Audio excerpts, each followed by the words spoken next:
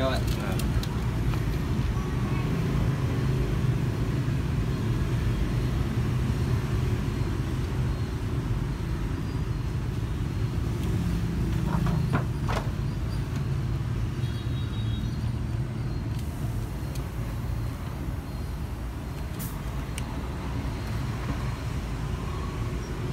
Danh ngay.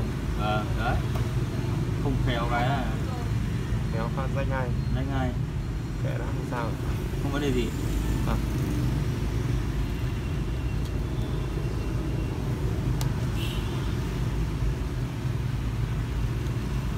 Cái đấy cái xử lý nặng. Không phải vấn đề quan trọng. Đồ này của em vẫn còn dễ đúng không?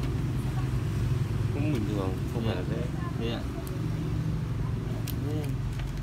Chưa biết đâu mang đi ép để chợ cho nó ấy.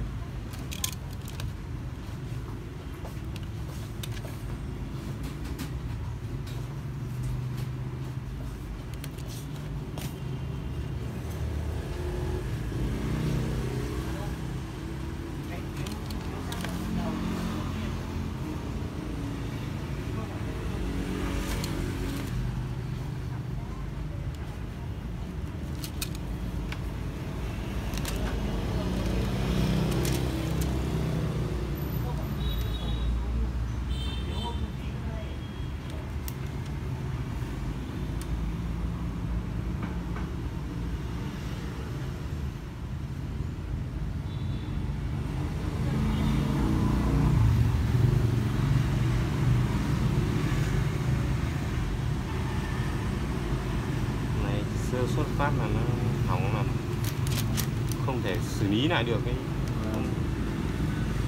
bóc vào những chỗ khác nó không an toàn.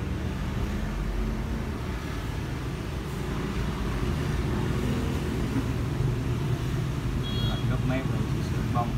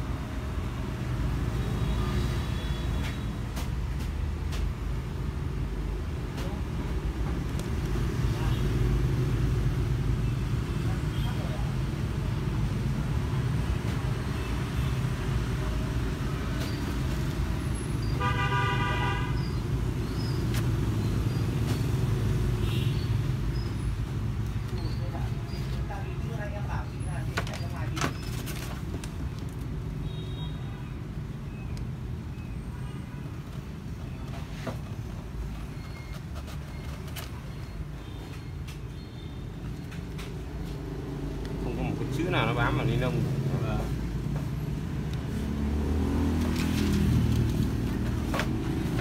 Chữ nào luôn.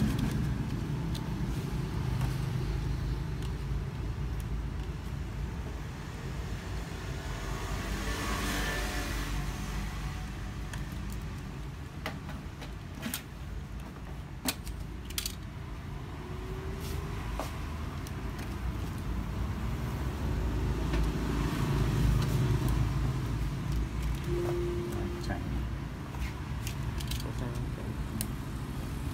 Chả vấn đề.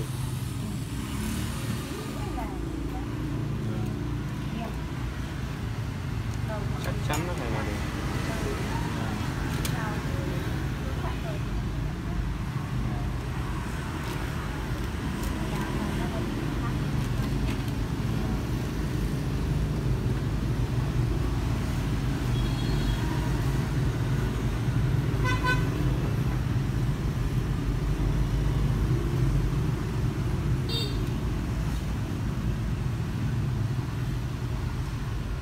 Bóc này thì nó có cái lợi thế là nó không bị ấy, còn nếu mà ấy, kể cả anh dùng hóa chất cũng được.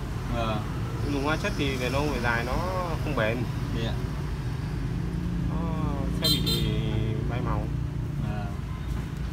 Đây là anh chuyên làm.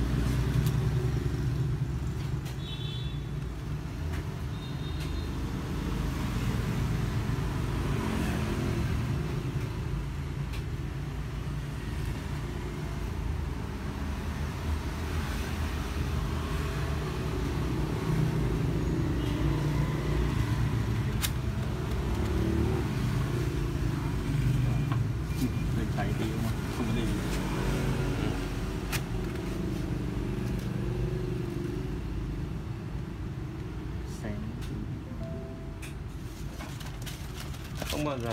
Vâng. Cứ yên tâm gì ạ.